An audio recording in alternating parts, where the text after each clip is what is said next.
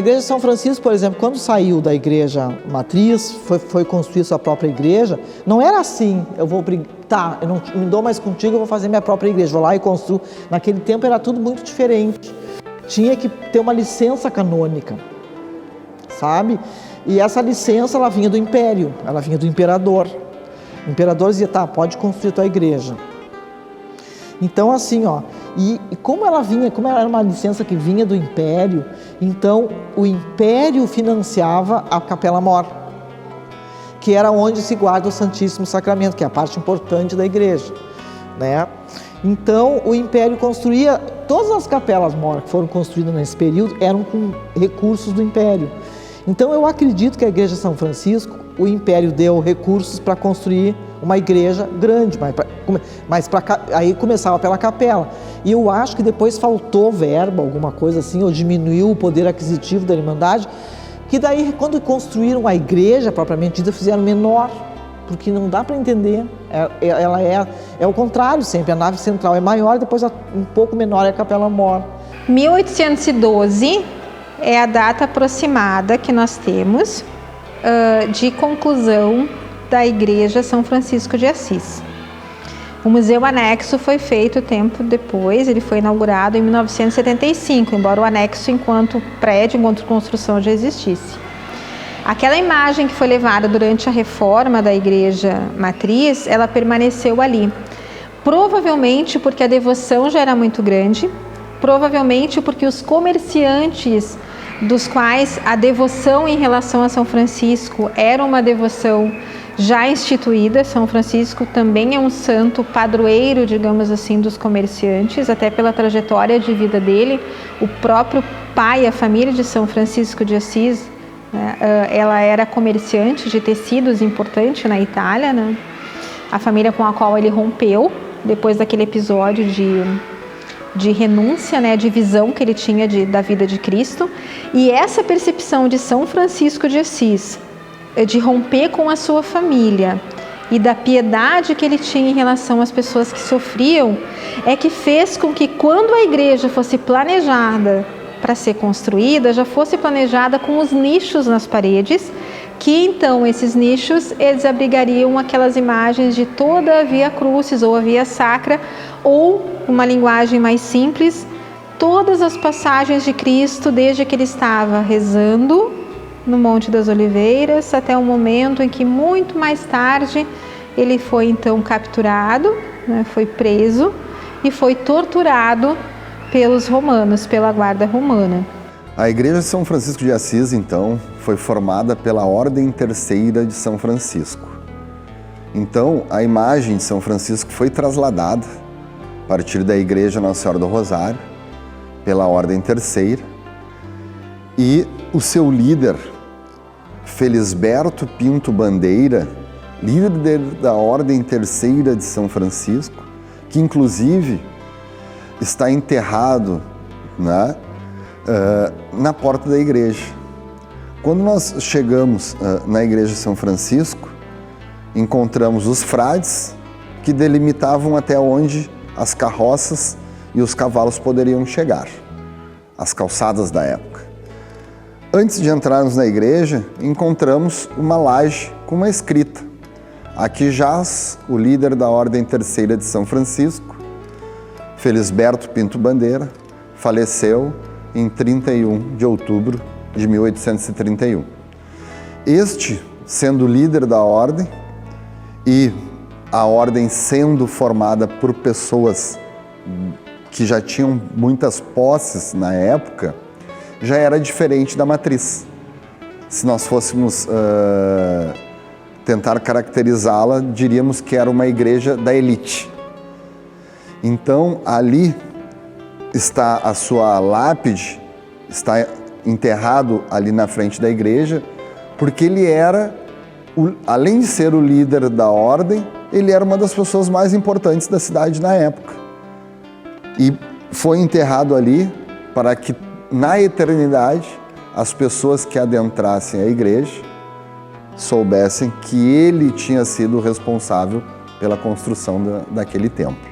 A igreja foi construída para abrigar as estátuas com aqueles nichos, aqueles espaços.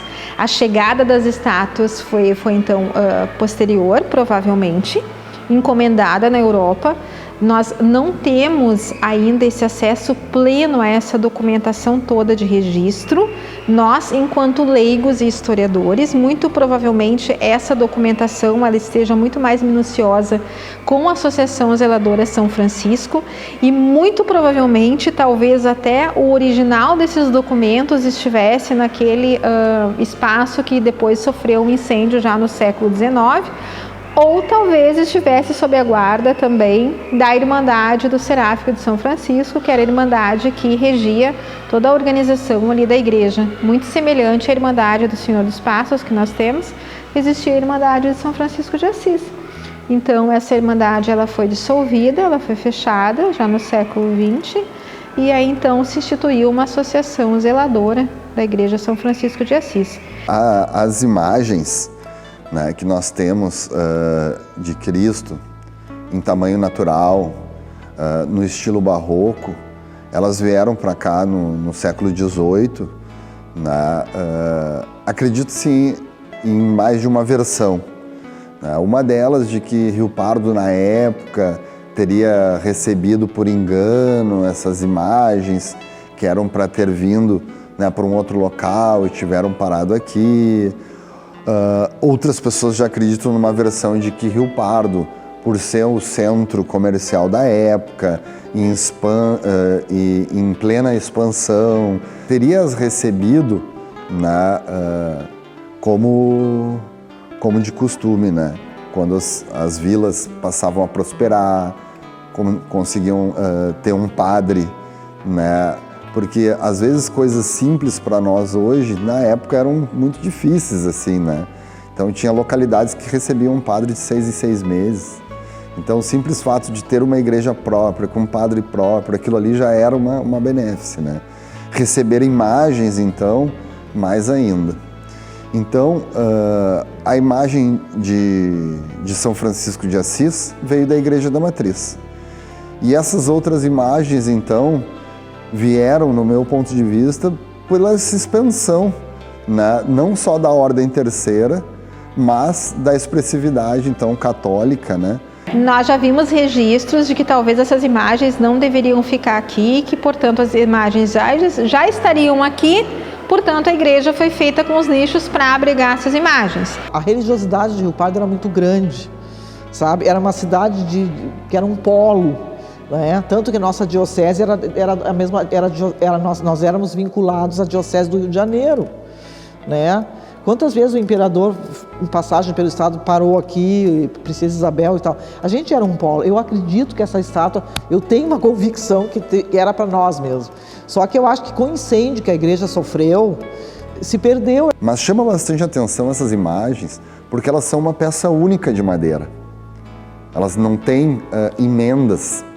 Então, por serem uma peça única, em tamanho natural, por vermos o detalhe nas mãos, os músculos, a questão, a gente consegue visualizar até as veias do Cristo, a expressão do rosto, os fios da barba, os fios do cabelo. Aquilo ali, hoje, é reconhecido, né, nacionalmente como uma das principais imagens sacras, né, em exposição no Brasil. Embora não tenha esse reconhecimento no papel, fora o tombamento que a igreja possui como um todo, as imagens, né, pelas pesquisas, elas por si mesmas, né, já provam isso. Ao olharmos nos olhos de Jesus, caminhando por dentro da igreja, que também faz parte, né, deste estilo, a gente vê que o olho parece que vai se mexendo. Então, ela foi esculpida de uma maneira, né, de que o olho, ele dá uma ilusão de que ele está em movimento, né? É uma curiosidade. A gente tem contato com a lenda e percebe que a noiva, na verdade, É um altar composto de 2 estátuas de Maria, uma sendo Nossa Senhora da Boa Morte, aquela que está deitada, e a outra superior é Nossa Senhora da Glória. Nossa Senhora da Boa Morte seria Maria representada no momento da morte dela, que segundo os relatos das Bíblias e dos livros sagrados, teria sido uma morte muito serena, uma morte sem sofrimento, embora em idade avançada, uma morte que não acarretou para ela nenhum tipo de dor, digamos assim. A Nossa Senhora da Glória, o momento em que Maria ascendeu aos céus, amparada e levada pelos anjos, né, depois da sua morte. Essa Nossa Senhora da Boa Morte, ela tem um rosto que não é compatível, não condiz com a idade que Maria, pelos documentos e seguindo o relato de um livro, que é um livro sagrado, mas ele é um livro que é a Bíblia. E os documentos postados pela própria Igreja Católica ao longo do tempo, transcritos, contados e comentados. Então, se Maria realmente morreu em idade avançada, como ela teria aquela representação de um rosto tão suave como se fosse uma jovem? Um dos altares que nós temos, né, muito representativos dentro da Igreja de São Francisco de Assis, é o altar que representa a morte de Maria pela imagem da Nossa Senhora da Boa Morte, uma imagem de Maria deitada, com as mãos juntas, né, acima do peito, simbolizando a morte de Maria. E acima, então, a Nossa Senhora da Glória, também, né, conhecida como Nossa Senhora da Assunção, na qual nós vemos os anjos aos pés da Nossa Senhora, o arcanjo quando vem buscá-la após a sua morte e a sua coroa. Por ser a mãe de Jesus, quando os arcanjos vêm buscá-la, levá-la, né, aos céus, segundo a Bíblia, foi a única pessoa que subiu com o corpo aos céus. As pessoas que são católicas, né, acreditam que o nosso espírito, né, suba, a alma, o espírito, não o corpo. Mas Maria, por ser a mãe de Jesus, teve, né, a vinda dos arcanjos a buscá-la, e por isso que, ao olharmos a imagem, nós vemos um conjunto, que é um dos únicos também no Brasil. Um artista foi encomendado para fazer a Nossa Senhora da Boa Morte. Ele optou por fazer em tamanho natural. Em tamanho natural, o momento que Maria morreu foi um momento de serenidade. Nossa Senhora da Boa Morte, portanto, deveria passar uma imagem de tranquilidade, de que a morte não era um espaço assustador, não seria uma transposição e não seria uma passagem, um rito de passagem por uma outra vida através do sofrimento, mas sim tranquila. A devoção era tão grande dos portugueses e das pessoas, e dos católicos em si, que quando você reza para Nossa Senhora da Boa Morte, você reza pedindo então para que a pessoa que é o seu ente querido, que está em sofrimento, que você sabe que vai morrer, ele tenha essa passagem da mesma maneira que teve Maria, que, segundo os relatos, era de uma maneira tranquila, serena, né? Aparentemente sem dor expressa no físico. Para o artista, a melhor maneira era representar ela com os traços jovens, lisos, sem marcas do tempo, sem dor, daquela maneira ali. O artista que fez Nossa Senhora da Glória foi outro artista. Ele fez em tamanho menor, não em tamanho natural, com outro tipo de detalhe de rosto, né? Então, as pessoas, quando sabem da lenda da noiva de Rio Pardo e que a promessa feita era doar o vestido para Nossa Senhora da Boa Morte, elas talvez confundam essa história achando que a própria noiva foi representada ali. Não eu, enquanto criança, que imaginava que era a própria noiva ali embalsamada, mas sim que era a representação da noiva e, no entanto, não é, foi uma promessa feita. Pouquíssimas pessoas têm esses registros, né, e esse conhecimento de poder visitar uma igreja e encontrar esse conjunto, porque esse conjunto é muito raro. Essa presença da estátua da Nossa Senhora da Boa Morte junto com Nossa Senhora da Glória é muito raro. A própria imagem da Nossa Senhora da Boa Morte ela é muito rara e geralmente ela não é em tamanho natural. Ela é em tamanho reduzido, 50, 70 centímetros, não é um tamanho muito grande. Então, quando nos deparamos com uma figura humana, ali o impacto psicológico é muito grande. Porque à primeira vista, você olhando, você não tem um olhar de tristeza nem de medo. a ouvir o nome Nossa Senhora da Boa Morte, e você olha aquela imagem e você não sente o medo da morte, você não sente a dor da morte, não sente o receio da morte. Muito pelo contrário, reafirma a tua fé de que a morte é só um rito de passagem que nós vamos passar para uma outra vida, segundo a Igreja Católica. Ela é bem mais simples, até porque ela sofreu um incêndio, né? Isso aí eu acho que se perdeu no incêndio. As próprias imagens, parece que se perderam algumas, que diz que tinha a via sacra quase toda. Então, ela não tem os altares laterais trabalhados de madeira, policromada, não sei o que, ela não tem aquilo. Eu acho que isso aí é por causa do incêndio também. Mas ela é tosquinha também, porque ela é uma coisa colonial, né? Uma coisa simples. Lenda do Fogo Morto.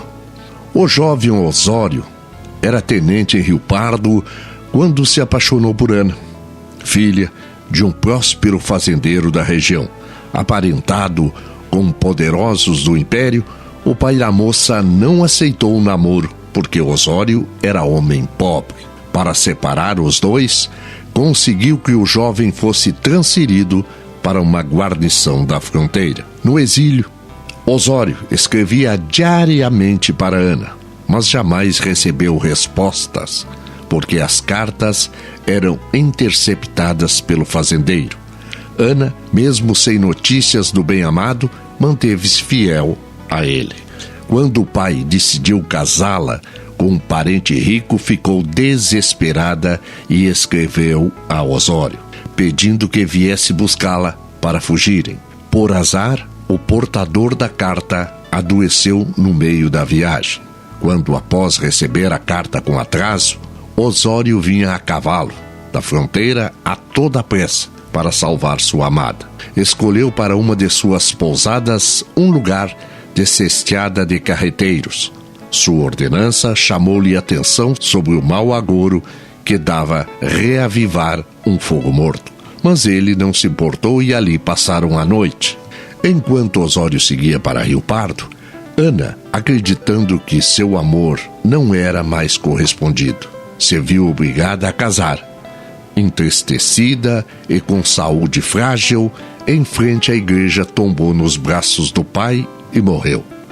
Ao chegar a Rio Pardo, Osório procurou pela moça e descobriu o que havia acontecido. Abalado, retornou para a fronteira e nunca mais voltou os olhos para outra mulher.